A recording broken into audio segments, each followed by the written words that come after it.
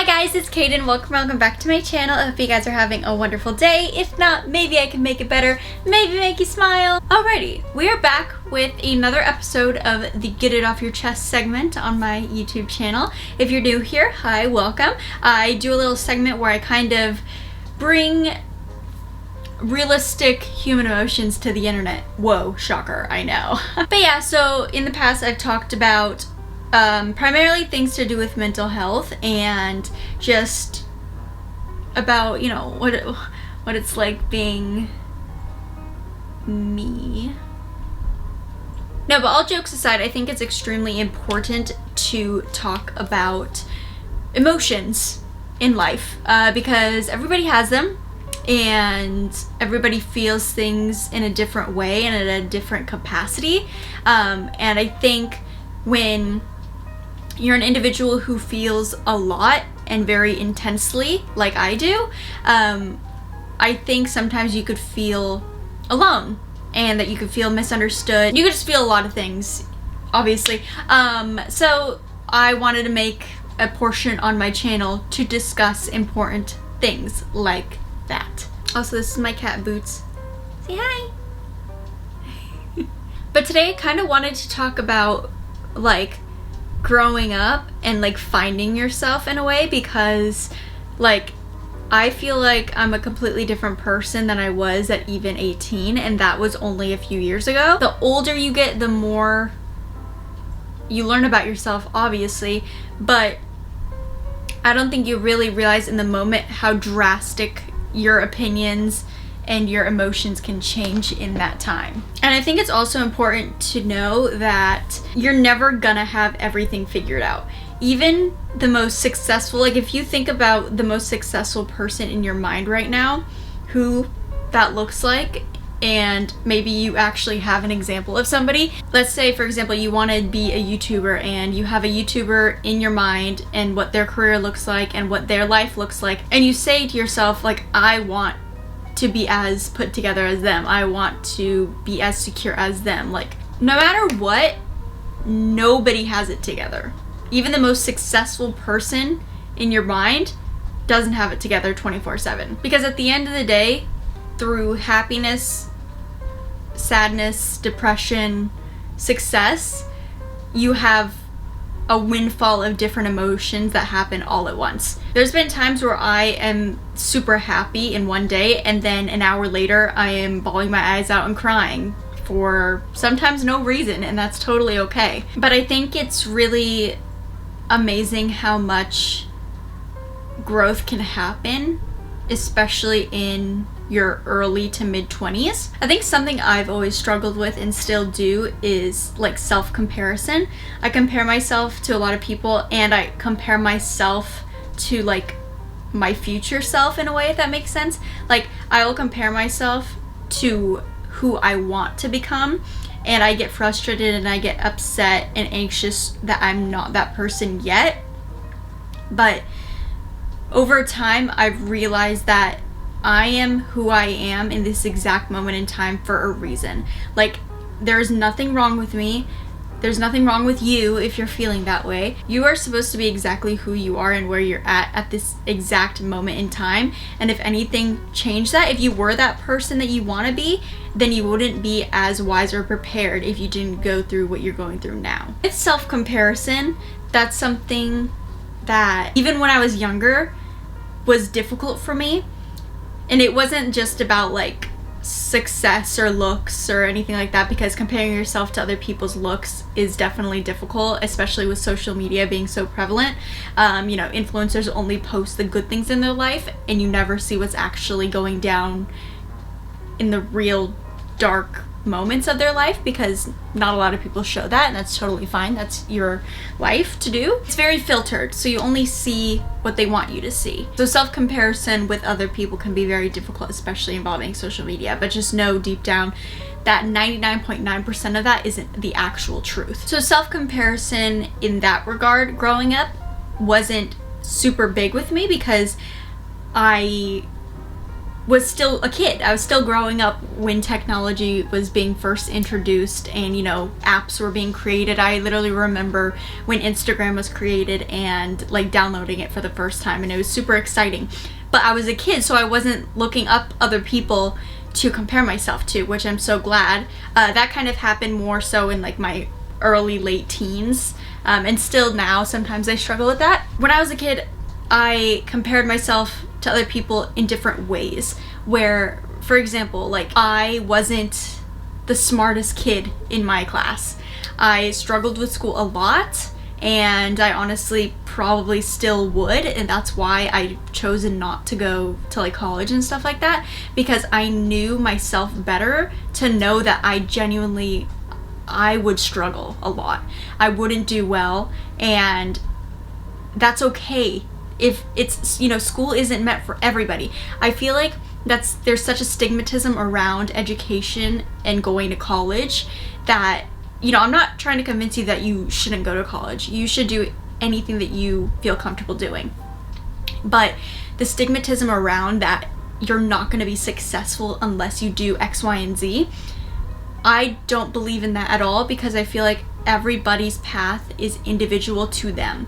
Not everything will work out for the same person that it will for another, if that makes sense. I've always been a believer in that you can make opportunities happen for you if you try hard enough, and if you have the right people, and if you are in the right place at the right time. Growing up, knowing that I was a little bit different in regards to how I process knowledge, if that makes sense. Like, I know I'm extremely emotionally intelligent, and I'm more street smart than book smart. Growing up, you know, I went to tutoring classes a lot, especially for math. I've never been good at math. I still am not.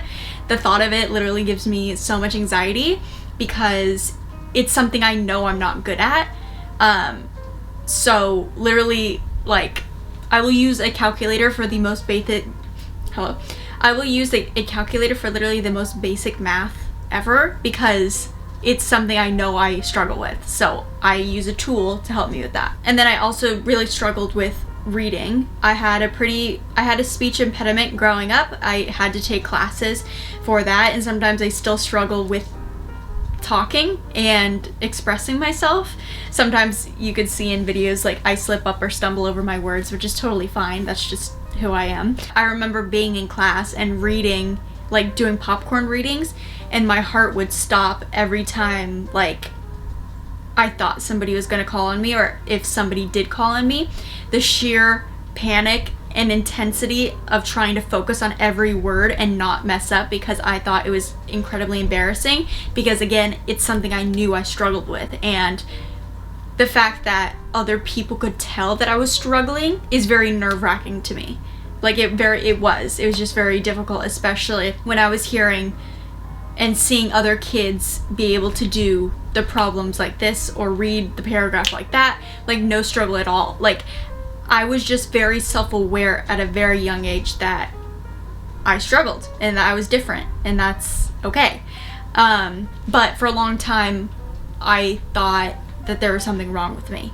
And if you're ever struggling with that stuff, there's absolutely nothing wrong with you. That's just how your brain works. Everybody struggles with everything. You know, you might be really good at art, you might be really good at drawing, but somebody who's amazing at math and English or science might be terrible at art. Everybody has a different set of skills that they're good at, and just because you're bad at a particular thing doesn't mean that like something's wrong with you. So I have an older brother, and we are 13 months apart, so we're very, very close in age. We literally grew up like twins, but he is the smartest person I've ever met, genuinely. And he's gonna get a big head for me saying that, but whatever. But he knows it. He knows he's so smart. He has always been extremely, extremely intelligent from a very young age. Like, when we were growing up, he would watch the History Channel, Nat Geo Wild, like the Discovery Channel. He'd be watching that, and I'd be watching like Disney Channel and like cartoons and stuff, which is fine. But he's always been extremely intelligent. So when we were growing up, he would be reading like the Hunger Games or the Aragon Dragon books, and those are pretty big books, and he would get through them in like a day. And I struggled to get through like a book that had this many pages, and it took me a long time to get through it. I don't know why, but just reading in general was always very hard for me growing up. If you have siblings, maybe you'll understand how this feels, but seeing your siblings so close in age to you excel in something that you cannot figure out was very difficult for me as a kid to wrap my brain around. I think comparing yourself to anybody, no matter who it is, your parents, your siblings, your friends, people that you don't even know, that's why it can be so damaging to yourself, because you're constantly questioning why you are the way that you are. You're never going to be a perfect person. Nobody ever is. But you can learn and grow and evolve into being the most perfect version of yourself. And even the most perfect version of yourself will still struggle, will still have hard days, will still not understand certain things, and that's okay. That's just life. The sooner you love yourself and the sooner you understand that, you know, hey, I'm different. Hey, I struggle with things and that's okay. The sooner you become accepting of your faults and flaws and really hone in on the things that you are good at, the sooner you'll be able to accept you for yourself. Sometimes I feel like if I looked different, or, you know, if certain things were different about me, then maybe I'd be more successful, maybe I'd be more loved, maybe I'd be more, not popular, but maybe I'd get more friends, which is it's such a bizarre way of thinking, but my brain does tend to do that sometimes. The reason why I kind of wanted to talk about this was because especially this week, I've been very aware of the fact that yes, I look different and I have unique features, but that doesn't mean that that's a bad thing. It's actually an amazing thing, and I'm glad that I don't blend in. And I'm trying, please don't, like,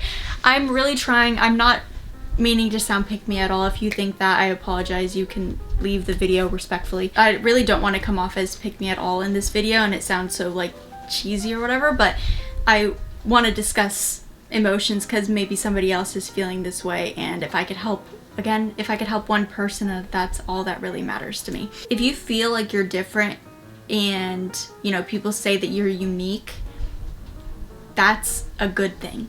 That's a great thing, because that means you're special. If nobody ever told you today, I'm here to tell you that I think you're very special. I think that you're wonderful, and if you have a beautiful soul and a kind heart, then you could go very far in this life, and I hope that you meet people who are equally as kind and caring as you. A few people this week, I don't know if I said today, but a few people this week were coming into my work, and they were, you know, this one lady was like, I'm so sorry, like, I just have to say, like, you're very pretty.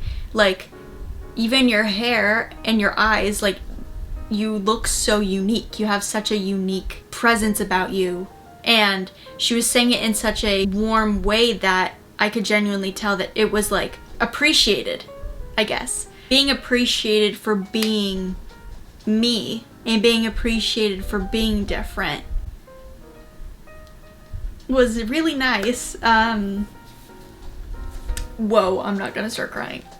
I think the sooner you realize that your faults and what you think is wrong with you is the complete opposite to everybody else, you can hone in on the things you're genuinely good at and use it as a superpower in a way. That's when I think you'll become the most accepting, loving version for yourself. I, for example, am an extremely emotionally sensitive person. I feel emotions very, very strongly and very heavily. When somebody's around me and they're upset or something's wrong, I can immediately tell without them having to say anything. I've been in rooms with people and I could tell if somebody's uncomfortable. I could tell if somebody's getting embarrassed. I could pick up emotions extremely, extremely easily. It is a blessing and a curse to feel so much so heavily, especially when it is negative emotions towards yourself. If you are somebody who struggles with emotions and mental health and anxieties and depression and